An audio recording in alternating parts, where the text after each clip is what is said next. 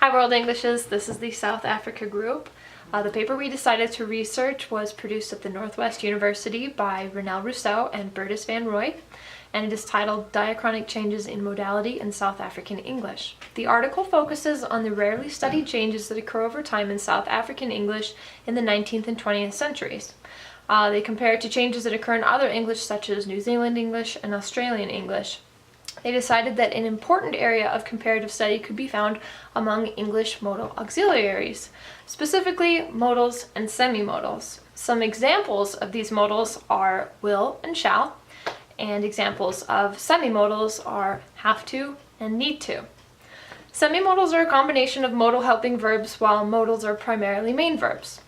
Through the use of empirical evidence, Roussow and van Rooy investigated 120 years of diachronic development of modals and semi-modals in South African English. And they did this through secondary data and corpus-based writings such as social letters, works of fiction, and news. They claim to be able to contribute to the very small well of research done for South African English. Roussow and van Rooy aim to answer three main questions in this paper. Are there possible changes that have occurred in the use of modal and semi-modal auxiliaries in the relatively short history of South African English? And whether possible changes are similar to those that have occurred in other varieties of English? And lastly, whether there are traceable reasons for these changes. To answer these questions, the authors delve deeply into the nature of modal auxiliaries and the roles they play in English. And interestingly, it can take decades for there to be any changes in syntactic constructions. There are three semantic clusters described within the auxiliary modal and semi-modal, modal and semi-modal classes, which subsequently include the following: permission, ability, possibility, obligation, necessity, and volition, prediction. These semantic clusters explain modals and semi-modals, with the first semantic group of permission, ability, and possibility to include only modals, whereas the obligation, necessity, and volition, prediction group contain both modals and semi-modals.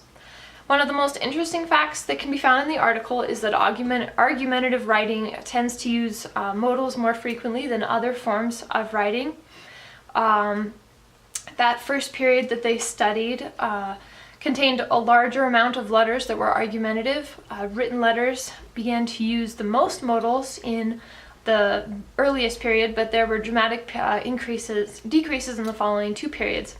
Of the fiction portion, there's a slight incline in the usage of modals, and finally, news showed drastic declines in usage during the latter two periods, which slowly inclined usage into the final periods, which brings us to modern-day South African English.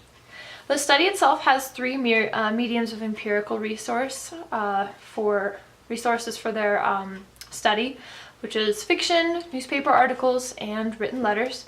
There is limited information because there are only three corpus sources of this specific dialect. Subsequently, there were three time periods of interest in this study. Period 0, as it's called, 1820 to 1825, and then period 1, 1870 to 1918, and then period 2, 1920 to 1950, and we might call period 3 up to the present day.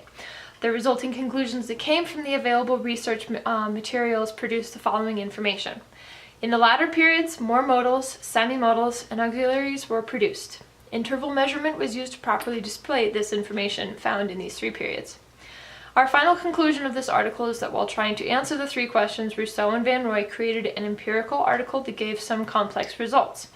Their research has validity but has no causality due to modals and semi-modals being non-interdependent. They've addressed the possibility of there being a trade-off relationship that doesn't replace the requirement for covariance. There is not enough evidence to conclude that South African English can confirm an increasing trend of semi-modal frequency and a decrease of modal frequency. That's it, guys. Thank you.